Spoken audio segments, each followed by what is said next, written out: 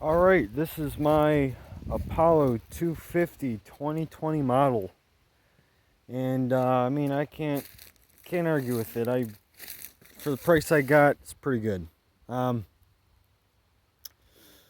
it's a 223 Honda clone motor, um, stainless steel exhaust. I mean, there's a lot of good shit you get with this bike for the price. I mean, you got steel braided brake lines, stainless steel exhaust. I mean, the suspension ain't no, motocross suspension, but it's better than most 230 bikes. Um, Tires aren't half bad, but it's done me pretty good. The only issues I've had so far are sprocket not being aligned. This used to be way over here.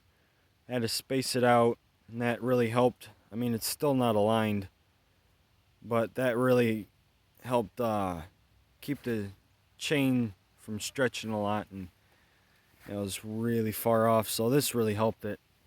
Not perfect, but I mean, you can't argue. And the bolts on the body, they like to come out, nut broke off the tank on there, and then stripped a couple like this one and the other one on the other side, but no big deal. I mean, you are buying a Chinese bike, so, don't expect it to be Jap quality, but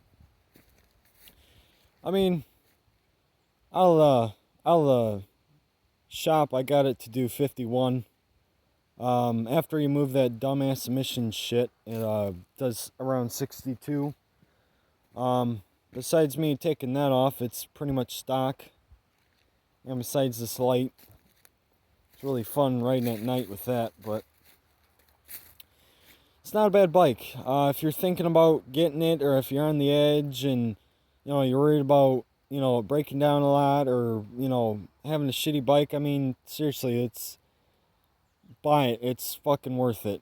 I mean, I know a lot of the Jap guys are going to give you shit, go, oh, it's not a real bike, it's Chinese, it's a piece of garbage, but, I mean, where do you think all the parts come out of for the Jap bikes? I mean, half the shit from Honda is made in China, it's just about quality, so, I mean, it's a direct Honda motor, it's just cloned, so, it's really not that bad of a bike. I've had no major issues within 35 hours of riding, besides for the sprocket and some body bolts. I mean, I can't argue.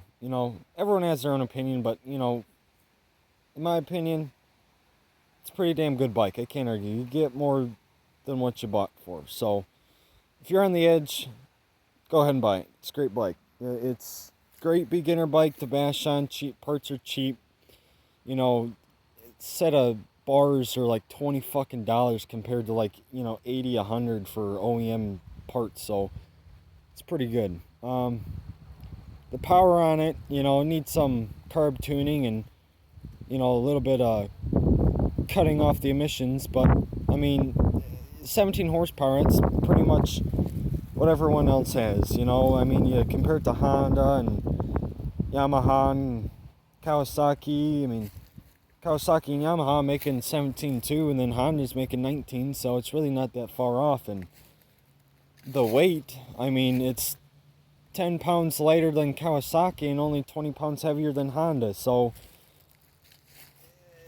it's not that overweight, it's not no supermoto bike, but that'll get the job done, it's a trail bike. It's not, if you want to compare this to something, you're going to compare it to a TTR 230, not a Kawasaki KX 250, with 45 horsepower. So, in my opinion, it's a great buy. I've been pretty happy with it. I mean, hell, it plenty enough power for going around the trails, small little trails like this, racing down this strip of land. I can't even get in the fifth gear, down here. I can't.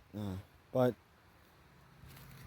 it's 60 mile an hour. That's pretty fast for a bike. You're going off-road, that's pretty fucking fast. Unless you're doing Baja, you're really not doing 60, anywhere. So, it's plenty of power, plenty of speed. great bike to learn on, to teach someone on, or if you just want a fucking bike to fuck around with, you know, it's a great bike. Cheap parts. So, this is kind of just my first YouTube review, so don't expect it to be quality, but that's my first review of my bike. I'll keep you guys updated. See you later. Yeah, bye.